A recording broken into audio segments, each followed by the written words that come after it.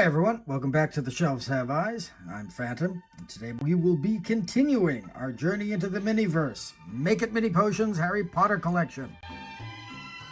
They put the new sticker over the perforation. What nonsense is that? Alright, let's take a look and see what's in this one. Yeah. What is this?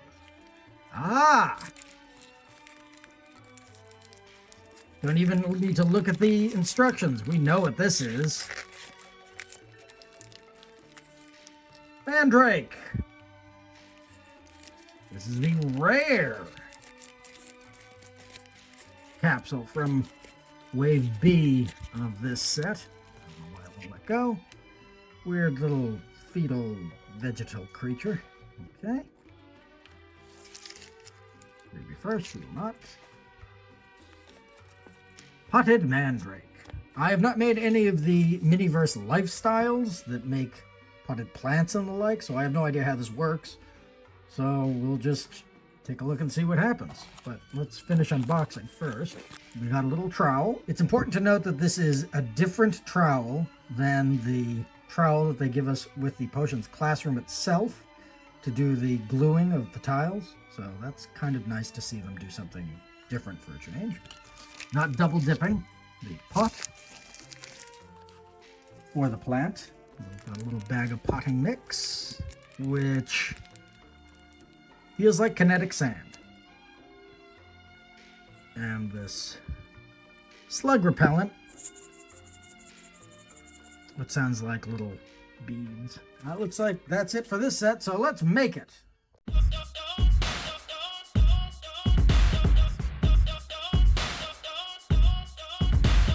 Alright, so here are all of the pieces that we need to pot our mandrakes. Let's just take a look at the instructions real quick.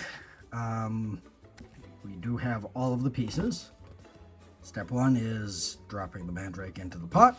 Step 2 is putting the soil in the pot. Third is sprinkling some of the fertilizing beads over the mandrake. And then you're done. So let's get into it, shall we? So yeah, out of all of the sets, this is the simplest, it seems. I am wearing protective earmuffs, don't worry. I cannot hear its cries.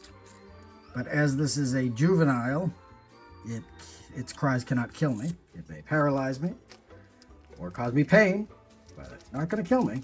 So the first part of the instruction says to drop your mandrake into the pot. And then we are going to take our potting soil.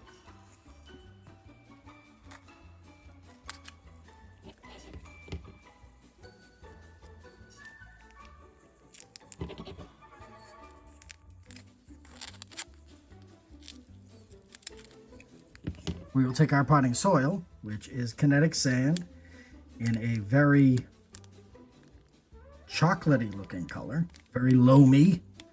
Very much like peat moss. So the next instruction is just to drop our soil into this pot with our mandrake, which I take the mandrake out because this needs to be partially crumbled in order to go into the pot. As with all of our kinetic sand projects, this is definitely one of those that you need to break it up. It's been stuck in that package for such a long time that it is now, has thoroughly taken on the shape of the, you know what, this is all still too hard. So let me just break this up a little bit. This is almost slimy in terms of gooiness. I don't know if you can see this, but it almost is coming apart like cobwebs. It's very strange. I don't really like the texture of it. But we are getting these kind of rich soil pieces that, you know, we're used to seeing soil look like. So, yeah, I don't like how this oozes. It's not like soil at all. All right, now, so the instructions say to put your mandrake in first, so that its branches hold it up, almost like it's sitting in a hot tub, which is frankly strange because potted mandrakes in the series need to be completely covered. Their faces need to be completely covered. Otherwise, they will scream, and which may result in injury or death. Let's put some of this slimy, oozy, loamy stuff in here. That looks like it's having a jolly good time. We're just going to dump some more of this in the pot so that it has a nice little bed of soil to call its own. Ugh. Okay, and that says we need to take some of these fertilizer seeds. This says flesh-eating slug repellent. So this is the canister that should have come with the flesh-eating slug repellent set. And inside we've just got a collection of little multicolored beads and little pellets. It just kind of looks like fish food. Oh look, I'm using the trowel now. Pat this down a little bit so it's nice and correctly seated in there. And wow, look at that. It's done. You know what? Let's do lore before I get into what I really think about this set, shall we?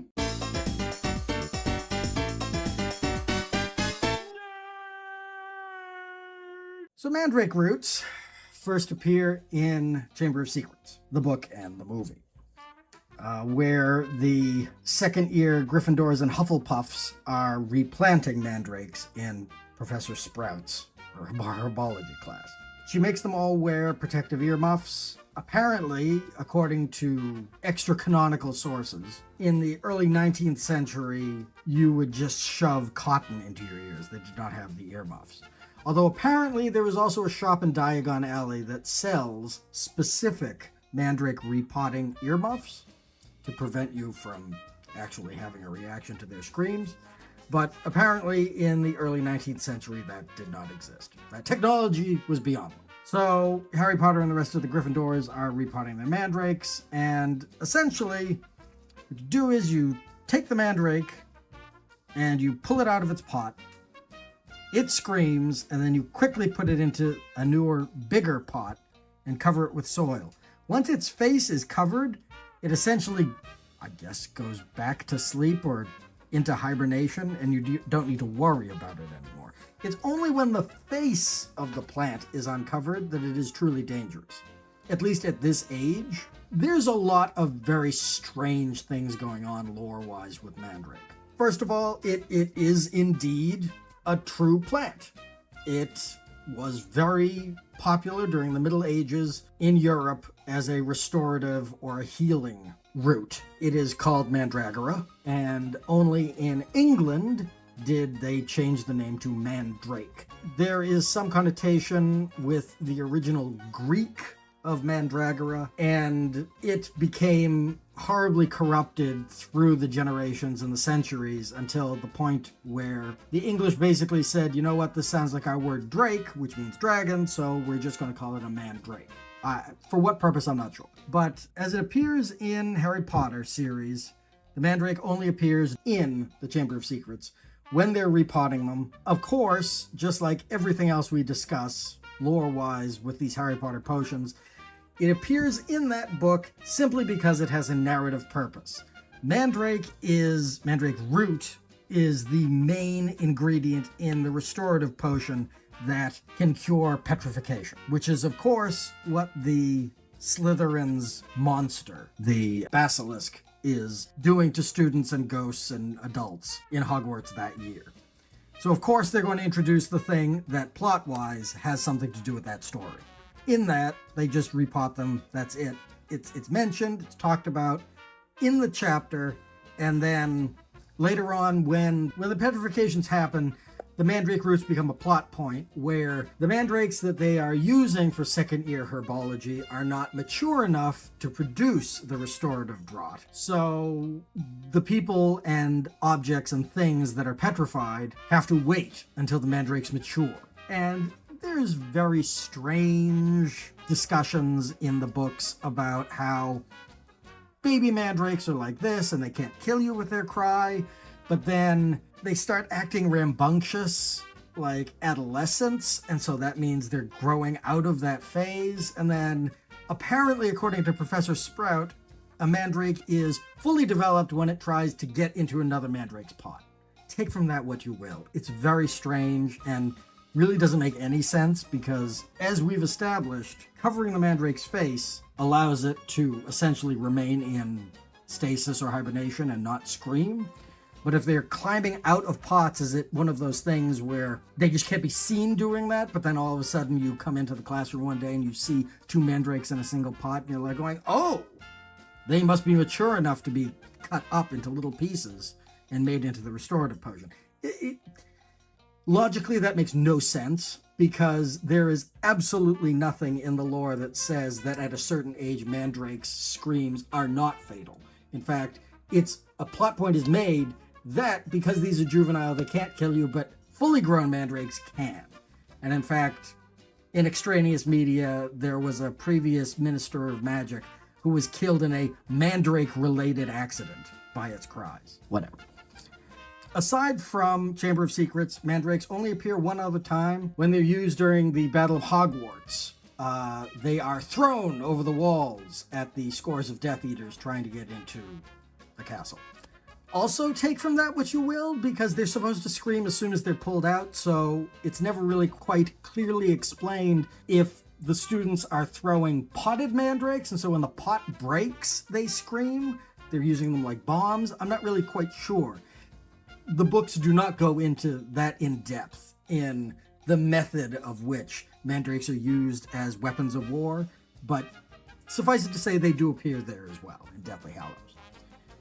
But that's really essentially it for mandrake. Their leaves are used as part of the process of attaining an animal form for your animagus transformation. Apparently you leave the leaf on the roof of your mouth for a particular period of time, and I don't know if something in the leaf in terms of chemicals or fluids or something that break down in your mouth allows you to unlock some kind of third eye to know what your animal form is going to be, but that's never clearly explained because they don't really go into the full animagus transformation.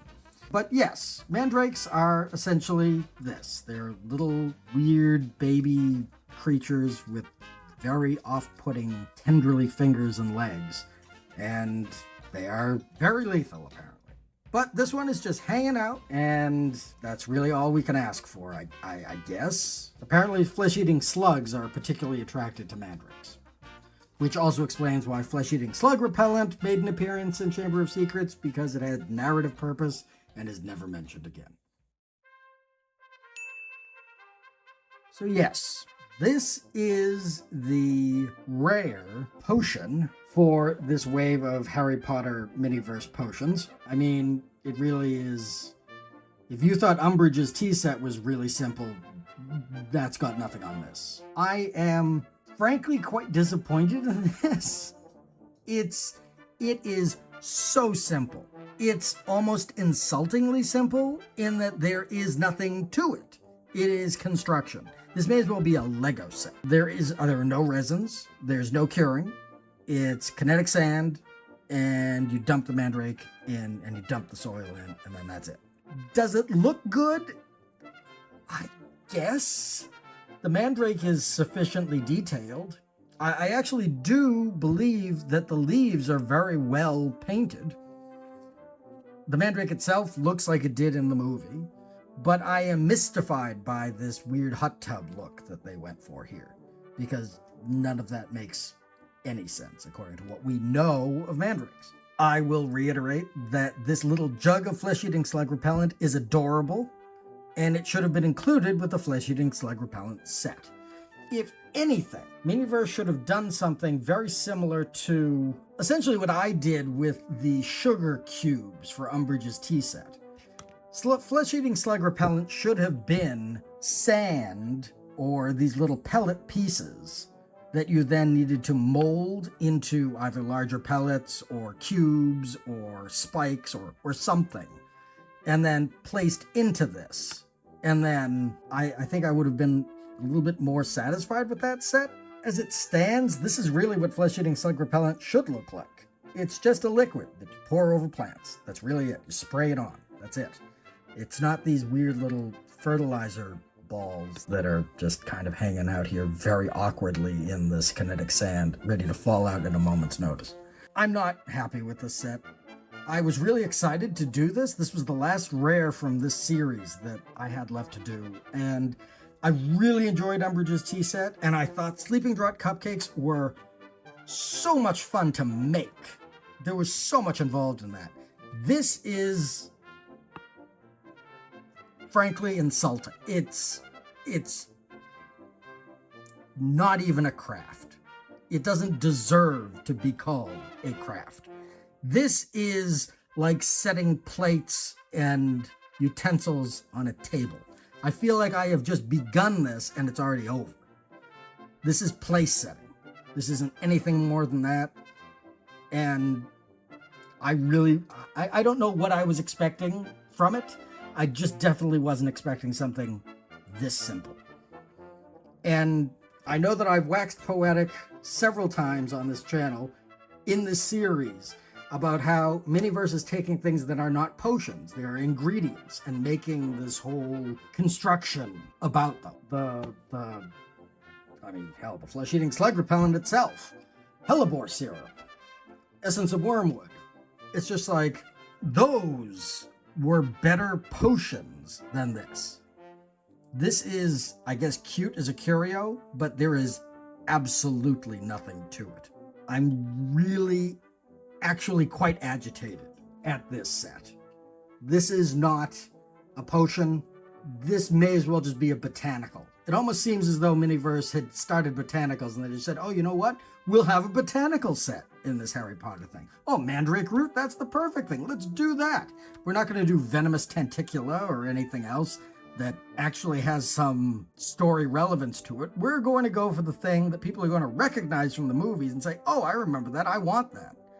And there's nothing to it, and that I'm getting a little too worked up about it. Suffice it to say, we have now finished the rare, the ultra rare, and the limited edition for this particular wave of Harry Potter Potions. Despite this set, I am still interested to see what they do if they do a Series 2.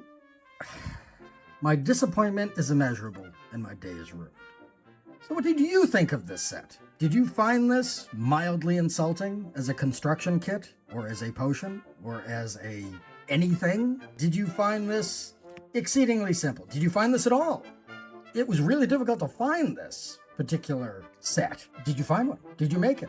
Did you like it?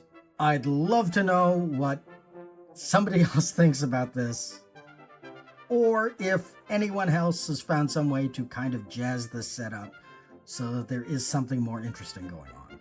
Look at him just hanging out in his little hot tub. Well, thank you very much for joining me today. I have been Phantom, and this has been The Shelves Have Eyes. If you enjoyed this content, please think about liking the video, sharing it, and subscribing to the channel so you'll know when the next video drops. I will be finishing this series of Harry Potter Potions, despite this particular project. We recently hit 70 subscribers. Thank you very much to everyone that has subscribed to the channel and shares our love of toys and minis and lore. That's really all I've got. I'm so guttered over this. All right, then. Have a good night, y'all.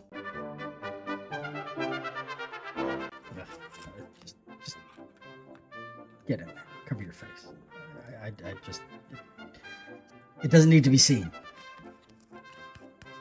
Cover it so I can go back to sleep forever. Just pack it in there. Ugh.